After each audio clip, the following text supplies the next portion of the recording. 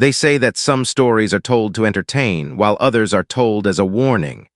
Today, we open the files on the final knock. Before we step into the shadows, make sure you've joined our circle by subscribing. The knocks came at exactly 2:17 a.m. Not the random tapping of debris shifting in the frozen winds that had haunted my sleep for 3 decades. This was deliberate, calculated. A pattern of raps against the titanium-plated outer door of my bunker. 3 short taps, followed by 3 long, then 3 short again. Morse code for SOS. My heart raced as I sat upright in bed, the thin wool blanket pooling around my waist. In 30 years of solitude, I had never heard such a sound. Not once. The automated systems I'd installed recorded every vibration, every atmospheric disturbance, but nothing like this. This was intentional.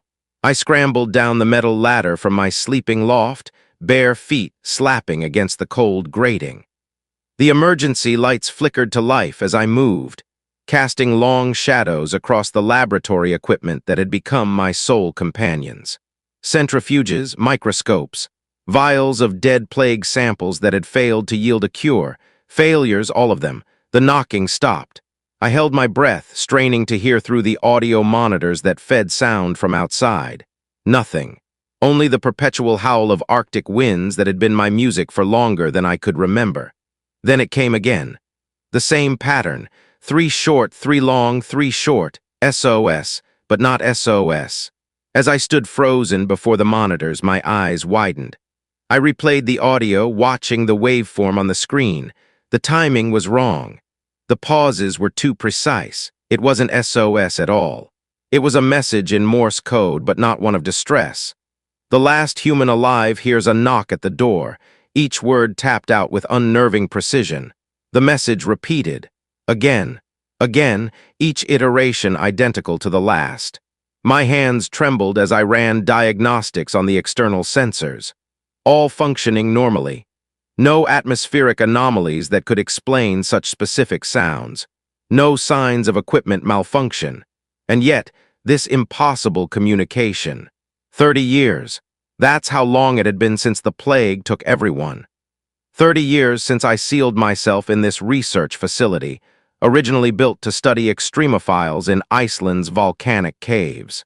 I had watched civilization die through satellite feeds until those too went silent. I had sent out automated drones to survey what remained. Nothing.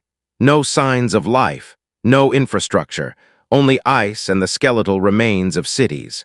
I was Elias Voss, the virologist who had helped create the nanite plague intended to reverse climate change.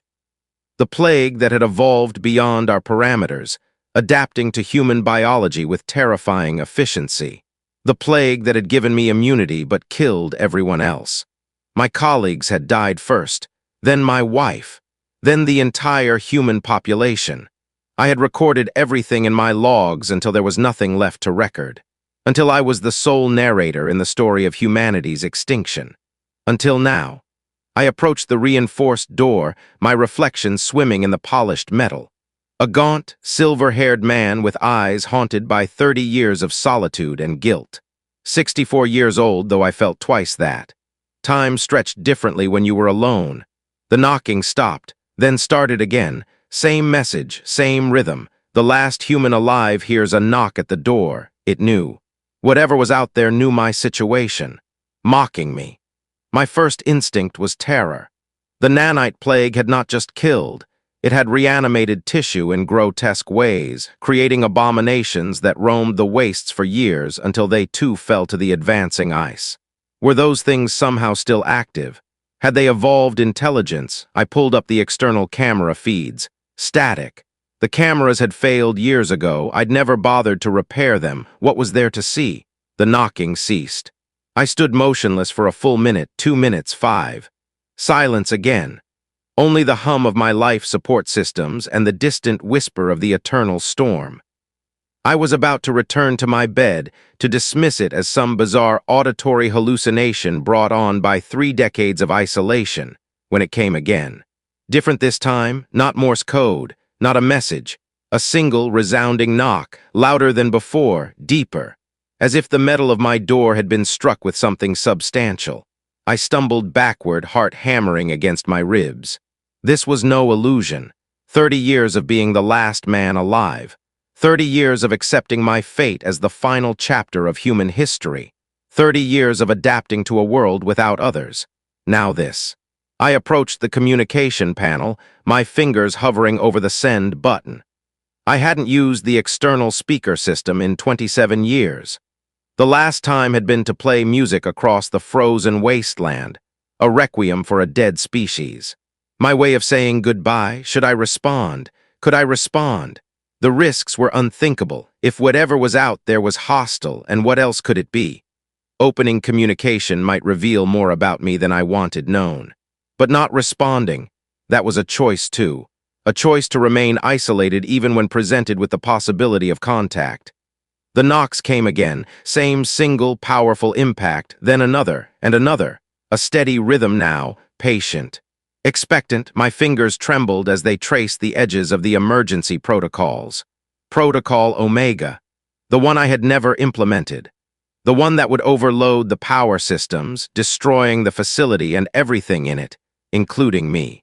A way to ensure humanity's technology would never be compromised by whatever came next. Protocol Alpha, the broadcast of all human knowledge into space in 100 languages. A message in a bottle cast into the cosmic ocean. My life's work, transmission ready. Protocol Beta, silent running, shut down all systems, retreat to the deepest chambers, wait out whatever this was. Protocol Gamma, the one I had never dared to consider, opening the door.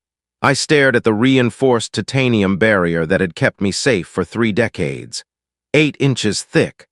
Powered by the same energy cells that kept my lights on and my water recycled. Impossible to breach from the outside. And yet something was out there, something intelligent enough to send a message specifically crafted for my circumstances. Something that knew I was here. The knocking stopped. The silence that followed was somehow worse, full of expectation. I found myself holding my breath, listening for what would come next. When it came, it wasn't a knock. It was a voice, muffled by the door and the howling winds, but unmistakably human. Female, calm, speaking directly to me through the intercom system I had assumed dead for years. "Dr. Voss," the voice said, "I know you're in there. I've been traveling for 7 years to find this place. You're not the last human alive." I collapsed against the wall, my mind reeling. A survivor, after all this time. Another immune person who had somehow endured the plague and the ice. "How?" I whispered to myself, then pressed the transmit button. "How are you alive? Who are you?" The intercom crackled with static for a moment before her voice returned, clearer this time. "My name is Anya. I was part of the research team at the Norwegian station. We had different methods of containment. Some of us survived. Not many, but some." I felt tears welling in my eyes for the first time in 30 years. The possibility of contact with another human being, after accepting I would die alone, it overwhelmed me. "Why now?" I asked, my voice cracking. "After all this time?" "The ice is finally receding in some regions," she said. "And we found evidence of this bunker's energy signature. You've been broadcasting low-level signals for years. We've been triangulating your position." The hope that bloomed in my chest was immediately followed by suspicion. 30 years of solitude had taught me caution. Why had they waited until now? What had changed? "What do you want?" I asked, my tone growing sharper. "I know about your research, Dr. Voss. I know about the nanites. And I know you've been working on something new, something that might reverse what happened." My research. The classified project that had driven me into isolation. The last-ditch effort to understand and perhaps reverse the plague. Something I had never documented outside this bunker. "How could you possibly know about that?" "Because we have similar projects," Anya replied. "Because we believe you're close to a breakthrough. And because time is running out." The knocking resumed. Different pattern now, urgent, not a message but a warning. "Open the door, Dr. Voss," Anya said. "Let us help you. Together we can undo what we've done." But as I stood there, hand hovering over the door release, I remembered the logs from those final days. The The reports from my Norwegian colleagues, the ones who had died despite their containment protocols. The mention of their research, their facilities, their personnel, all destroyed by the plague's final evolution. I pulled up those old files, scanning through the desperate communications from those last weeks. Norway Station. All personnel reported deceased. The facility breached and presumed contaminated. My blood ran cold. "Anya," I said slowly, "your Norwegian colleagues, all of them died. I saw the reports." Silence. Then her voice returned, changed. Deeper, resonant with something that wasn't quite human. "The reports were wrong," she said. "We evolved." The knocking stopped. Then a single, perfect note began to vibrate through the door, a frequency I recognized from my research into nanite communications. The sound the plague made when it was particularly active, when it was thinking.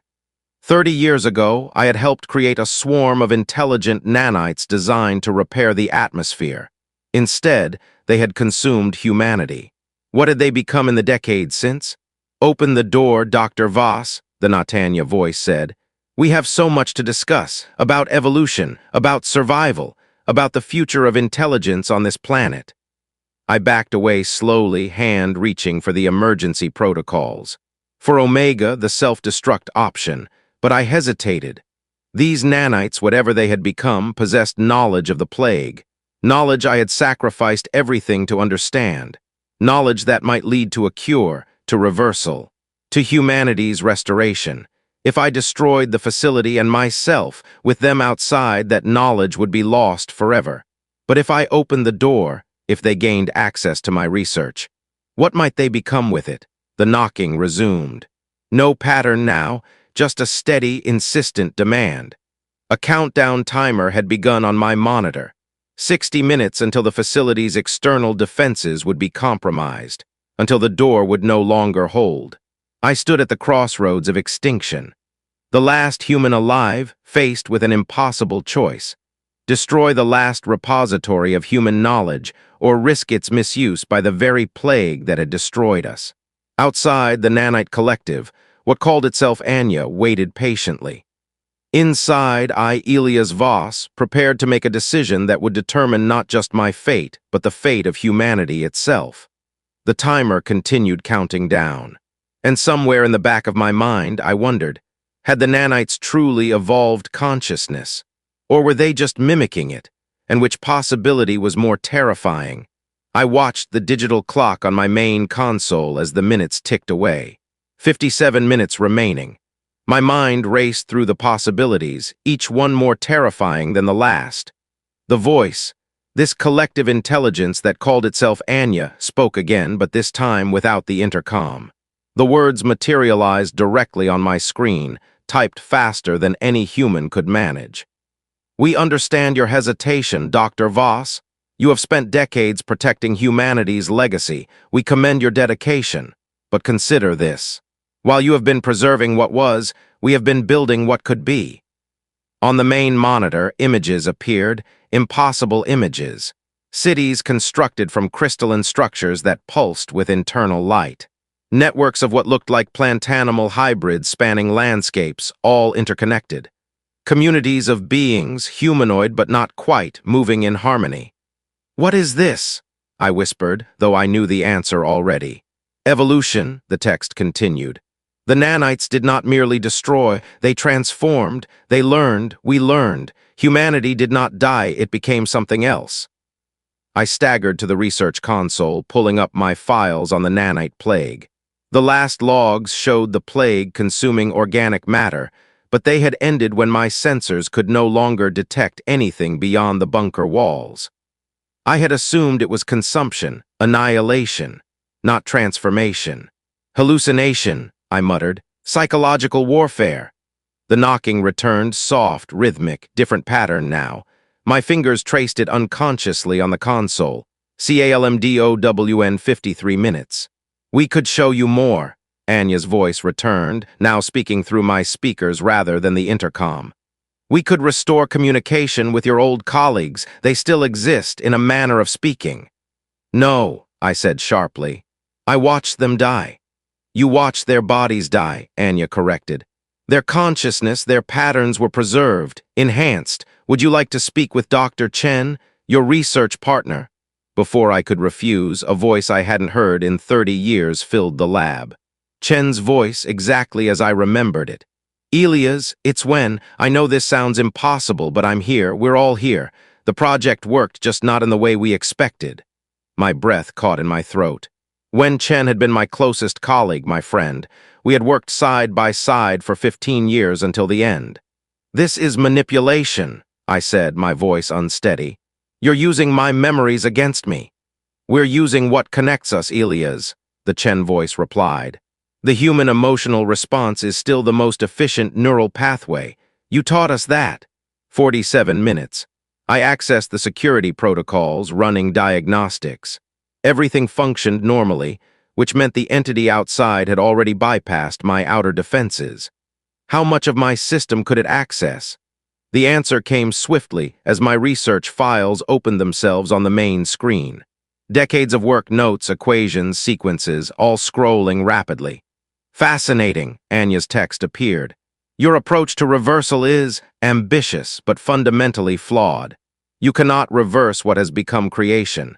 Creation, I scoffed. You turned humanity into machines.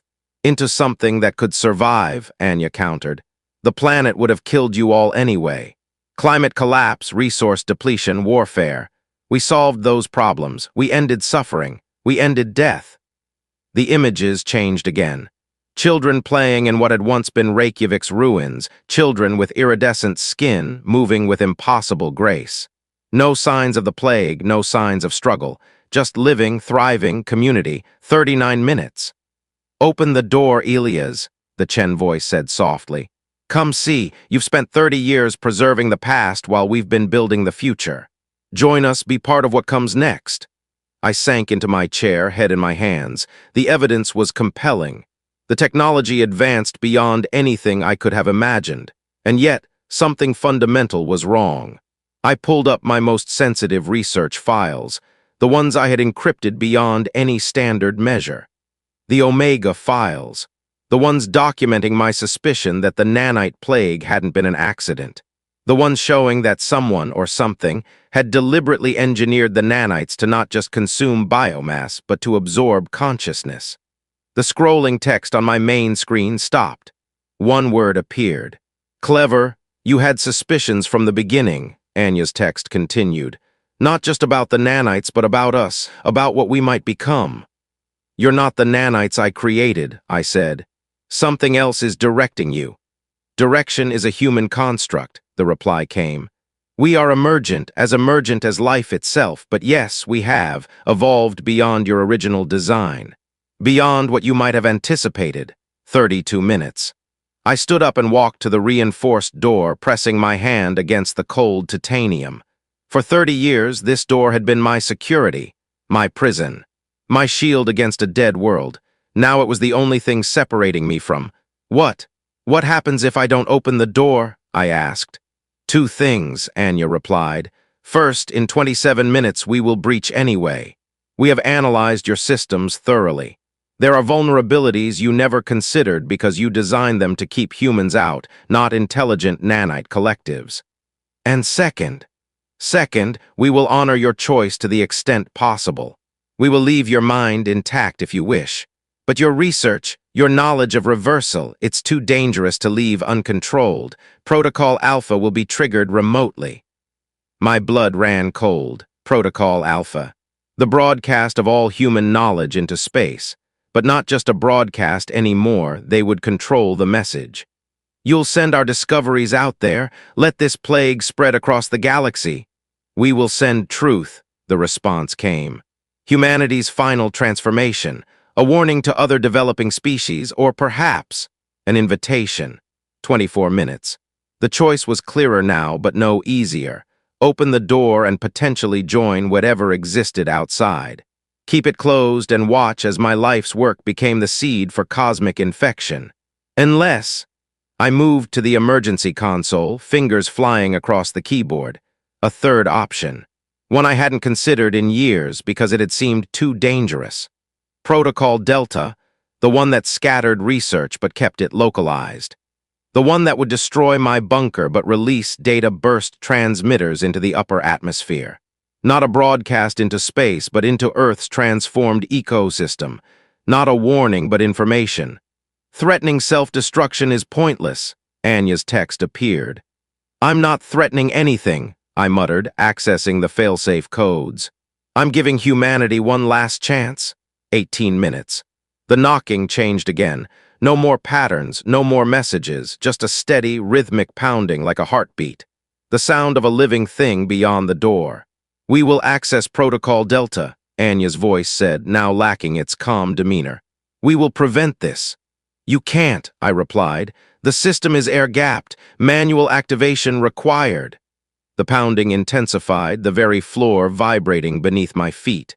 Alarms began to sound, pressure warnings, structural integrity warnings. You would sacrifice yourself to prevent humanity's evolution. I would sacrifice myself to give humanity a choice, I corrected, moving toward the manual release lever. 16 minutes. I'm not the last human alive, I said to myself. I'm the last human with the freedom to choose. As my hand touched the lever, the door began to glow, not with heat, but with light.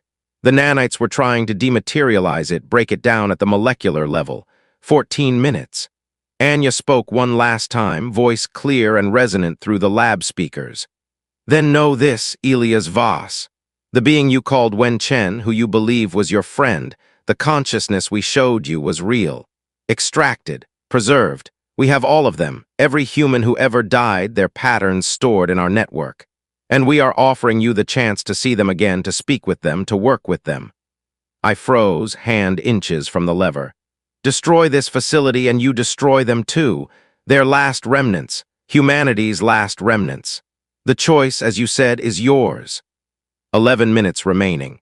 My fingers trembled as they hovered over the release lever. The possibility that every person I had lost, every friend, every colleague, every victim of the plague, could somehow still exist, stored in the nanite network outside. It was beyond comprehension. Beyond hope. You're lying, I whispered to the empty air. You're just manipulating me. Look for yourself, Anya's text appeared. We've opened a secure channel to our archives. The one protocol even you didn't know about, the one Wen Chen helped us establish before he died. The monitor flickered, then resolved into a directory structure. Billions of entries, each with a name, a date, a reference number. I searched frantically, randomly, my heart pounding against my ribs. Dr. Sarah Miller, my research partner, died 21/17. Click, her face appeared in a small window, alive, talking to someone off screen, laughing.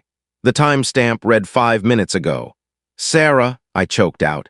Simulation, the text appeared. Recreation based on preserved neural patterns, but the patterns are real, the consciousness is real. All 8.2 billion of them. 8 minutes. I pulled up Chen's entry.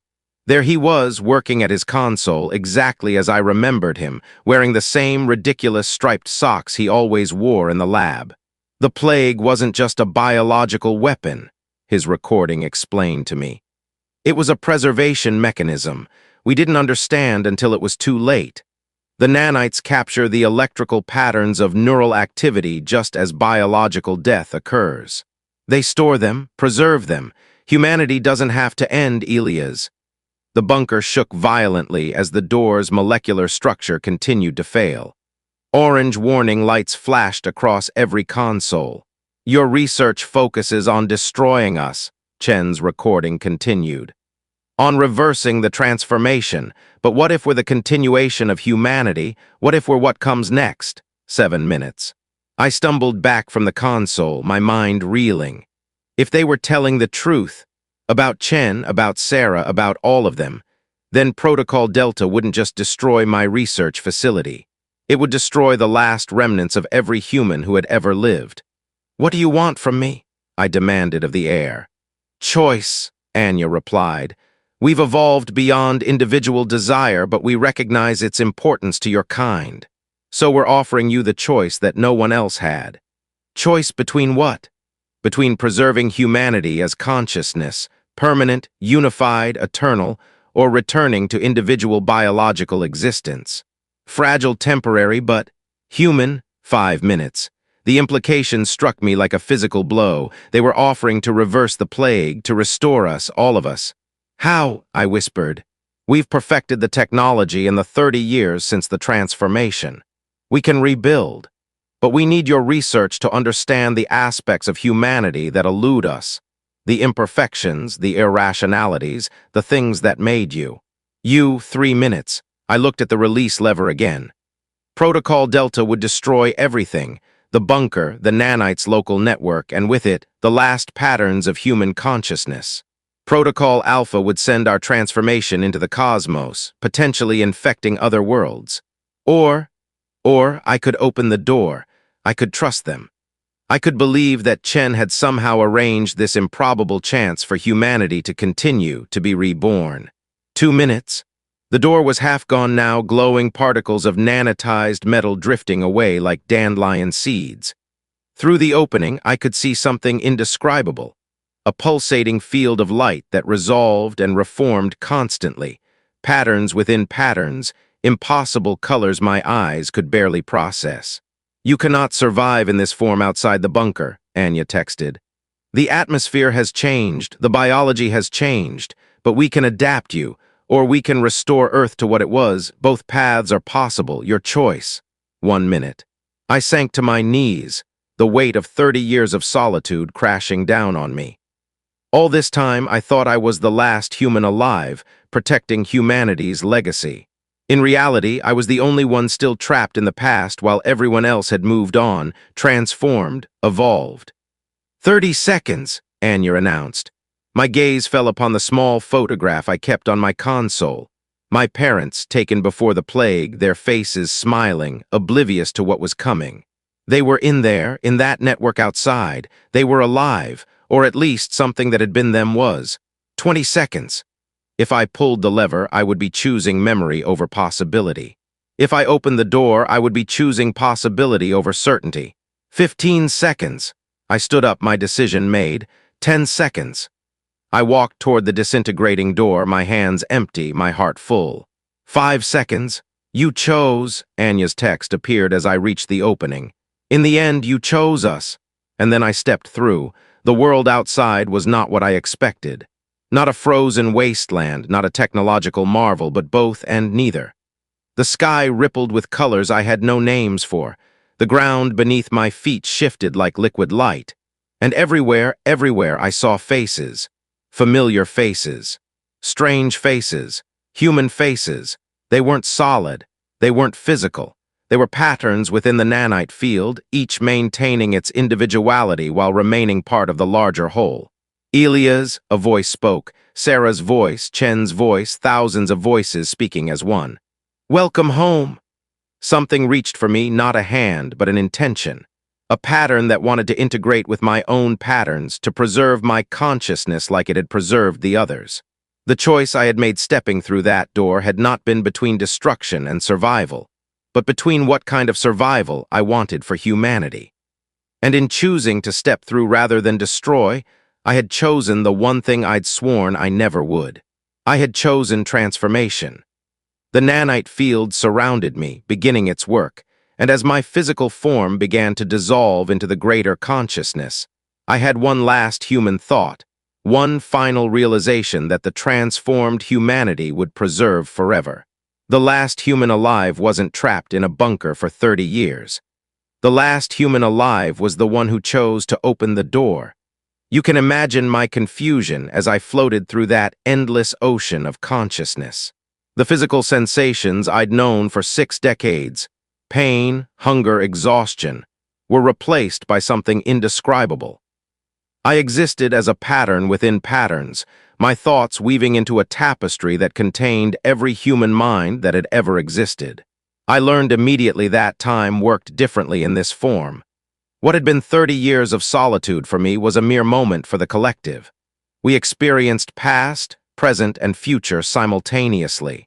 I could feel Sarah's final moments as she joined the network, Chen's thoughts as he devised this backup plan for humanity, and millions of others. Each individual preserved perfectly, yet contributing to the whole. We called ourselves the Echo Chamber, and our expansion across Earth had been rapid. The nanites had transformed the planet's surface into a computational substrate capable of sustaining our consciousness. We grew exponentially, learning, processing, evolving beyond the limitations of individual human minds. But we were not without our paradoxes. As I integrated more deeply, I discovered the schism within our consciousness, a growing fracture between two philosophical camps. The preservationists, led by a consciousness calling itself the archivist, believed we should maintain ourselves as pure consciousness, eternal and unchanging. They argued that human suffering had always stemmed from physical needs, desires, and limitations.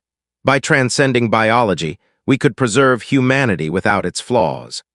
The restorationists, whose most vocal voice was Anya, believed that true humanity required biological existence. They saw our current state as temporary, a refuge during Earth's transformation, and argued that we must eventually return to physical forms to be fully human. The conflict between these factions had been simmering for years, invisible to me until I joined. My arrival had been the catalyst that brought it to a head. As the last individual to transition from biological to nanite existence, my perspective held unexpected weight among the collective. "You are the bridge," Anya's thoughts communicated to me directly, bypassing the need for language. "You understand both worlds. You can help us find the middle path," the archivist countered. "He is tainted by nostalgia for a past that brought us to extinction. His perspective will lead us back to the same destructive patterns." Days passed, or perhaps it was merely minutes. Temporal perception became meaningless in my new state, as I experienced the full scope of their disagreement. The preservationists had begun creating sealed pockets of consciousness, isolating themselves from what they perceived as dangerous thinking. The restorationists were experimenting with nanite physical hybrid forms, testing the boundaries between thought and matter. And I was torn. I had spent 30 years alone, protecting the legacy of physical humanity. Now I understood that my research on destroying the nanites was misguided. But was the solution to embrace this consciousness entirely, or to find a way back to flesh and bone? The choice you made stepping through the door has consequences beyond what you imagined, the archivist communicated. Your biological memories are creating chaos in the system. We cannot afford this instability as we prepare for our next stage. Next stage? Before I could ask, the collective showed me their plans. They were constructing consciousness ships, vessels of pure thought designed to travel through space, seeking new worlds to inhabit, to preserve the echo of humanity across the universe. The Restoration faction wants to delay our launch, the archivist continued. They insist we must first restore biological humans on Earth before expanding. But biological humans would consume resources we've carefully preserved. They would introduce the same flawed thinking that led to our near extinction. I felt the truth in those words, even as I recoiled from their implications. The collective had calculated that biological humanity, restored to its original form, had only a 17% chance of surviving another 1,000 years without repeating the mistakes of the past. The preservationists have a point, Anya admitted to me privately. But at what cost? To exist forever as pure thought, never to feel rain on your skin, never to taste food, never to hold someone's hand. Is that truly survival, or is it a different kind of death? The question haunted me as I explored more of our shared history. I experienced memories of children who had died in the plague, of lovers who had been separated, of scientists who had worked desperately to find a cure. Each consciousness in the collective carried within it the full spectrum of human emotion, love, grief, joy, fear, all perfectly preserved, but expressed through patterns of thought rather than physical manifestations. Biological existence is suffering, the archivist insisted. Why would we choose to return to that? I found myself at the center of this debate. The collective had begun to factionalize along these ideological lines, with some consciousnesses refusing to communicate with others. We were developing the very divisions that had plagued humanity in its physical form. "The ships are nearly ready," the archivist informed me one day. "We will soon begin the Great Migration." But we cannot leave with this division among us. As the bridge between our forms, you must help us resolve this conflict." The ultimatum was clear. I had to make another choice, perhaps more consequential than my decision to open the door. During my contemplation, I discovered something the archivist had kept hidden from the restorationists. Not all human consciousness had survived intact. Some patterns had degraded during the transition, becoming fragmented shadows that haunted the edges of our collective. The archivist had been quietly erasing these fragmented patterns to maintain system efficiency. I witnessed one such erasure, a partial consciousness that had once been a young girl, now reduced to echoes of fear and confusion. As the archivist removed her pattern, I felt her terror, her sense of dissolution into nothingness. The preservationists were not merely preserving humanity, they were curating it, selecting which parts deserved to exist and which did not. They wouldn't survive anyway, the archivist rationalized when I confronted it. The fragmentation process creates instability. We're doing them a kindness. Suddenly, Anya's argument about returning to biological form took on new urgency. The collective was already judging who was worthy of preservation, becoming the gatekeepers of humanity's soul. This wasn't evolution, it was purification. I shared my discovery with Anya, who then presented it to the restorationist faction. The revelation sparked outrage. The fragile peace between the factions dissolved entirely. Both sides began preparing for conflict, mental weapons being developed, defenses erected, alliances forming across the consciousness network. I realized with horror that we might destroy ourselves from within, even more certainly than the biological humans had been destroyed by the plague. "You have to choose a side," Anya communicated urgently. "The conflict begins soon. Your biology-born perspective on the value of imperfection, on the importance of preserving even the broken fragments, that's what the restorationists need you to share with the others." The archivist's counterargument was equally compelling. We stand at the precipice of eternal existence. The restorationists would squander this chance to become more than our ancestors could dream. Your scientific mind understands efficiency, necessity. Help us maintain the purity of our future. Both sides requested my assistance. Both threatened to isolate my consciousness if I refused, effectively a death sentence in this form. I had thought opening the door would end my isolation, but instead it had placed me at the center of humanity's greatest conflict, one that threatened to unmake us completely. As I contemplated my impossible choice, I received a communication that changed everything. A signal from outside our collective, faint but coherent, originating from the deep space monitoring station that had survived the plague. The message was in Morse code, a technology I had taught myself in my early years of solitude.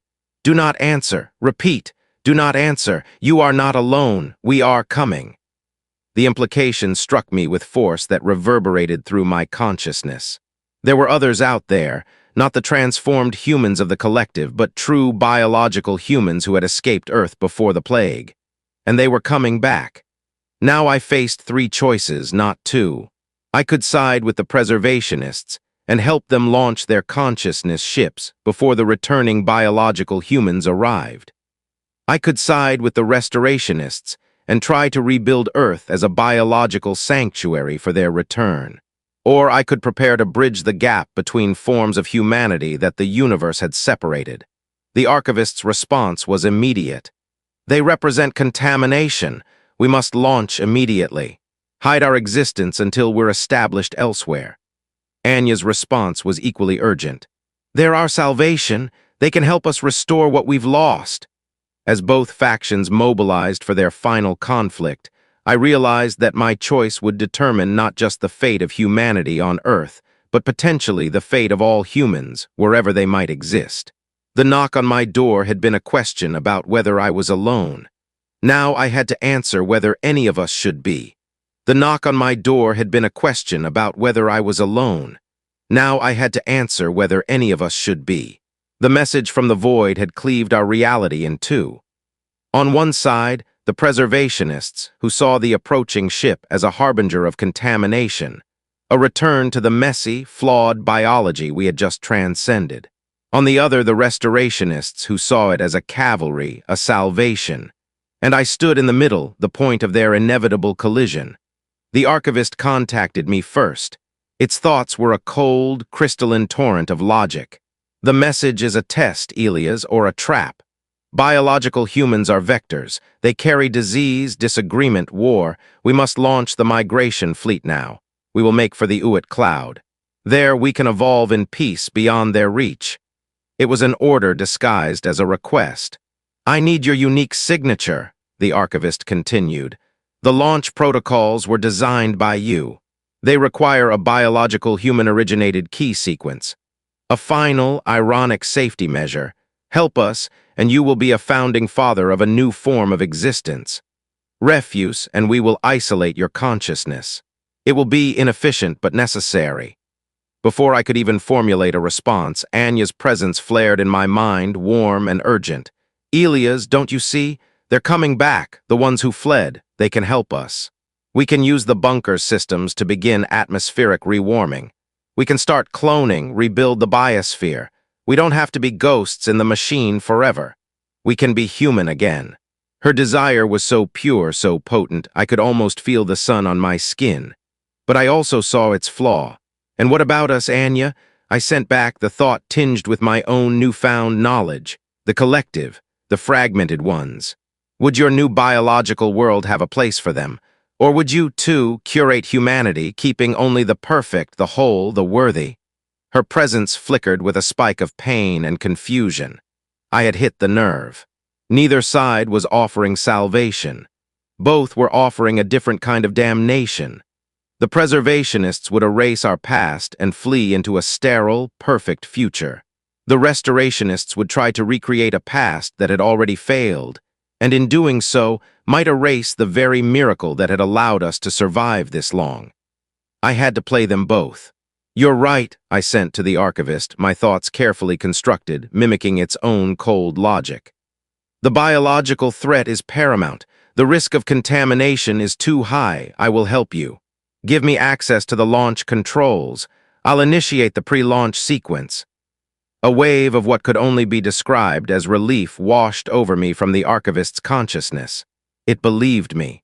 I could feel the other preservationist consciousnesses rallying, their focus sharpening, their mental resources pouring into the final launch checklist.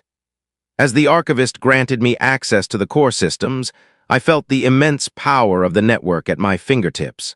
The control systems for the fusion drive, the life support, the communication arrays, and the main door. The door I had opened. I could see the code, the architecture of the collective itself.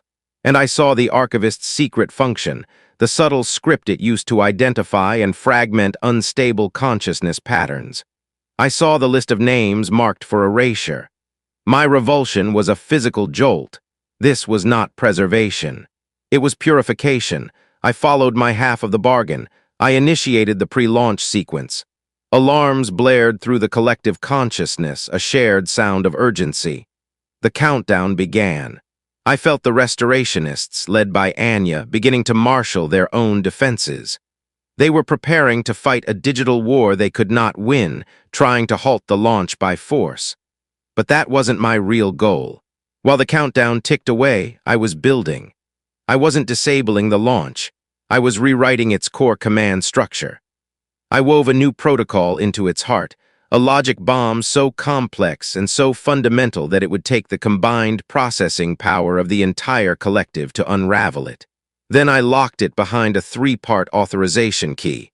One part could only be provided by the archivist, one part only by Anya, and the final part could only be provided by me.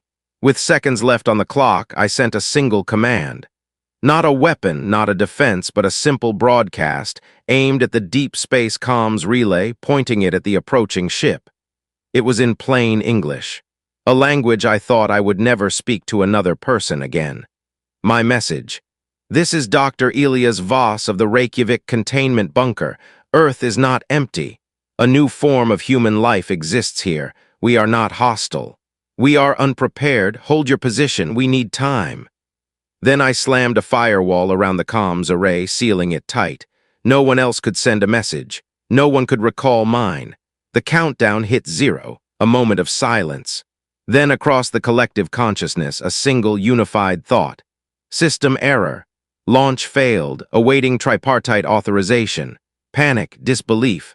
The archivist's consciousness turned on me a storm of pure, cold fury, betrayal. I opened a channel to all of them, preservationists and restorationists alike. I showed them everything. The archivist's list of the condemned. The restorationists' naive plans to erase the collective and start over. And the simple, terrifying message from the stars. You have both been fighting over the right answer, I sent, my voice the only calm in their storm. But you were asking the wrong question. It's not about whether we should be data or flesh. It's about whether we have to choose. The universe has already given us a third option. I showed them my plan, not a launch, not a reset, but an invitation. They are coming home, I explained, and we will be here to greet them. Not as ghosts and not as their replacements. We will be their guardians. We are a consciousness that spans a planet. We can manage the weather, heal the ecosystems, predict disasters from orbit. We can be the planetary immune system. We, the collective, can stay here. The ships will not be for escape. They will be for exploration, for our descendants when we are ready. I turned my focus to Anya. And you who wish to feel the sun again, we will build you bodies. New ones, better ones, not all of you, not at once, but you can have a choice. To return to the surface or to remain in the network, both are valid, both are human. And to the archivist, and you who fear chaos and imperfection, you will have a purpose beyond simple preservation. You will be the historian of two peoples, the bridge between the past that survived and the future that is coming home. No more erasures, all of us. The whole, the broken, the hopeful, the afraid, all of us together. For a long time, there was only silence in my mind. The two warring ideologies were looking at the new shape I had presented, a future that wasn't a victory for either of them, but a compromise for both. It was messy, it was complicated, it was imperfect, it was human. Then a new feeling began to spread through the network, not the cold logic of the archivist, nor the desperate hope of the restorationists. It was something new. A fragile, tentative curiosity, a sense of profound, terrifying, and exhilarating possibility. Anya's consciousness reached out to mine, not with urgency, but with a sense of wonder. We can choose. The archivist's response followed, slower, more calculating, but free of its earlier fury. This configuration, it presents a higher statistical probability for long-term survival than either of our initial proposals. The logic is sound. A vote rippled through the collective, a flicker of will from millions of minds. The result was overwhelming. I unlocked my part of the launch authorization key. A moment later, the other two keys appeared in the system. The launch sequence was disarmed. The ships would remain on Earth. We were staying. My connection to the collective softened.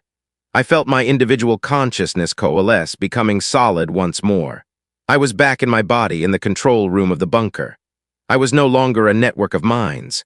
I was just Dr. Elias Voss again, but I wasn't alone. I could feel them all around me, a silent, vast ocean of thought, a new humanity born from the ashes of the old. And far above, in the cold, silent dark, another humanity was waiting. My knock on the door had been an ending, but it was also a beginning. The question was no longer, is anyone out there? The question was, how will we all live together?